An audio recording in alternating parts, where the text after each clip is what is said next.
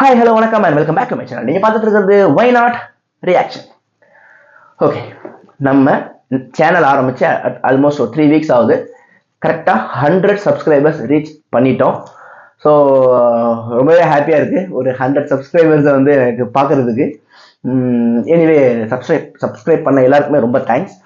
இதுக்கு அடுத்து மறுபடியும் உங்களெல்லாம் நல்லா என்டர்டெயின் பண்ணக்கூடிய வீடியோஸ் அடுத்தடுத்து வந்துக்கிட்டே இருக்கும். நீங்கள் பார்த்து என்ஜாய் பண்ணுங்கள். அண்ட் இன்னைக்கு நம்ம பார்க்கக்கூடிய வீடியோ எதை பற்றி அப்படின்னா, நம்ம ஹிப்ஹாப் தமிழா அவர் ஒரு படத்துடைய டீசர் ரிலீஸ் பண்ணியிருக்காரு. அவர் டைரக்ட் பண்ணி வரக்கூடிய படம் தான் இது. கடைசி உலக போர் அப்படிங்கிறது தான் டைட்டில். முந்தானேத்து சம்திங் அந்த டைட்டில் ரிலீவ் ஆச்சு. ஏன்னா அந்த டைட்டில் வரும்போதே என்னன்னா இவர்கிட்ட இருந்து இப்படி ஒரு டைட்டில் நான் எதிர்பார்க்கவே இல்லை. ஏன்னா இவர் ஜாலியான ஒரு படங்கள் பண்ணுறாரு, நல்லா ஃபன்னாக இருக்கும். அதில் ஏண்ட சின்னதாக ஒரு மெசேஜ் சொல்லிட்டு அப்படியே பண்ணிட்டு இருந்தாரு. பட் உலக போரை பத்தி ஒரு படம் எடுக்க போறாரா அப்படிங்கிற மாதிரி ஒரு ஃபீல் பண்ணேன். எனவே இவர் டைரக்டும் பண்றாரு. எங்கேருந்து இதை யோசிச்சாருன்னு தெரியல. நான் என்ன நினைச்சேன், கடைசி உலக போறோம் சும்மா பார்த்த உடனே ரைட்டரா மனுஷன் மறுபடியும் எங்கேயோ வசமா சிக்கிட்டாரு, அடுத்து மறுபடியும் வச்சு செய்ய போறாங்க அப்படிதான் நினைச்சேன் ஆக்சுவலா, டு பி ஃப்ராங்க். ஏன்னா ஃபர்ஸ்ட் ஒரு மீசை முறுக்கு மாதிரி ஒரு படம் கொடுத்துட்டு அடுத்தடுத்து போய் விழுந்த இடம் எல்லாமே முரட்டடி விழுந்திருக்கு அவருக்கு. அவர் எந்திக்கவே முடியாத மாதிரி தான் அடுத்தடுத்த படங்கள் இருக்கு. இதுக்கு பேசாம பருத்தி மூட குடோன்லேயே இருந்திருக்கலாங்கிற மாதிரி அவர் பேசாம மியூசிக்லேயே இருந்திருக்கலாம். எதுக்கையா நீங்களா வந்து அப்படிங்கிற நான் ஃபீல் பண்ணேன். பட் அதை வந்து ஒரு சில படங்கள்ல அவரே பிரேக் பண்ணாரு. லைக் அன்பறிவு அந்த படம் எனக்கு பர்சனலாக கொஞ்சம் எனக்கு பிடிச்ச படம். அதுக்கப்புறம் நம்ம சிவகுமாரின் சபதம் அந்த படமும் எனக்கு கொஞ்சம் பிடிச்ச படம். அது மாதிரி கொஞ்சம் அதாவது மீசை முறுக்கு சூப்பர் டாப் டக்கர் மூவி. அதுக்கப்புறம் அந்த கொஞ்சம் பிடிச்ச படமாவே பண்ணிட்டு இருக்காரு. ஸோ அவர் எப்போ மறுபடியும் ஒரு நல்ல படம் பண்ணுவாருன்னு உண்மையாவே நான் வெயிட் பண்றேன். இப்போ இவர் எந்த டைரக்டர்கிட்டையுமே சிக்காம இவரே டைரக்ட் பண்ணாலும் முடிவு பண்ணிட்டாரு. அதை நான் ஃபர்ஸ்ட் அப்ரிஷியேட் பண்றேன் கண்டிப்பா. ஏன்னா வந்து அவரே பண்ணா மேபி அது நல்லா வர்றதுக்கு சான்ஸ் இருக்கு. ஏன்னா அவர் கதையில அவரோட பேக் ஸ்டோரி எல்லாம் அப்படிதான் இருக்கு. அவர் எங்கேயும் விழுந்துடுறாரு தான். எப்படி நம்பி போறாரா, அது கதை அவரை வச்சு செய்யலாம் இல்ல அவர் கதையை வச்சு செய்யறாரான்னு தெரியல. மொத்தத்துல நம்மளை செஞ்சிடுறாங்க.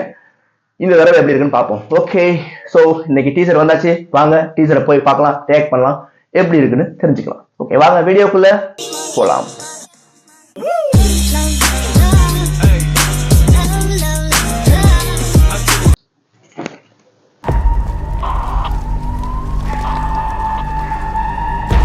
டாப் தமிழ் என்டர்டைன்மெண்ட் வேறு ப்ரொடியூசரே வருதானா?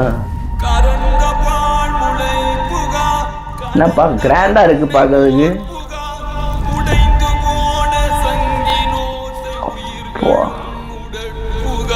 என்ன இந்த சதர்ன் ப்ராவின்ஸுக்கு பிரதமரா நியமிச்சிருக்காங்க. ப்ரொடக்ஷன் வேல்யூ பயங்கரமா இருக்கும் போலயே.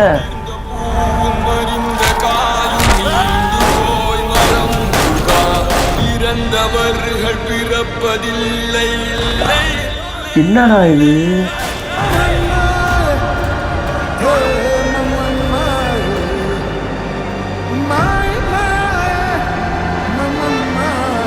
அப்பா எனக்கு இன்னும் தமிழ் உயிரோடு தான் இருப்பான்னு தோணுது.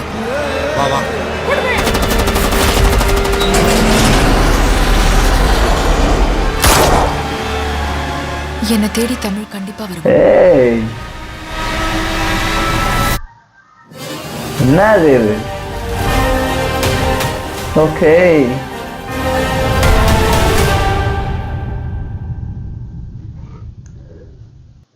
டீசரை பார்த்தாச்சு. என்னது இது? இவர்கிட்ட இருந்து இப்படி ஒரு அவுட்புட்டா? சத்தியமா எனக்கு புரியல. எனிவே டீசர் எப்படி இருந்துச்சு?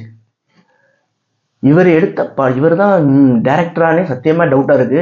என்னங்க இந்த சீன்ஸ் எல்லாம் பார்க்கறதுக்கு இவ்வளவு கிராண்டா இருக்கு.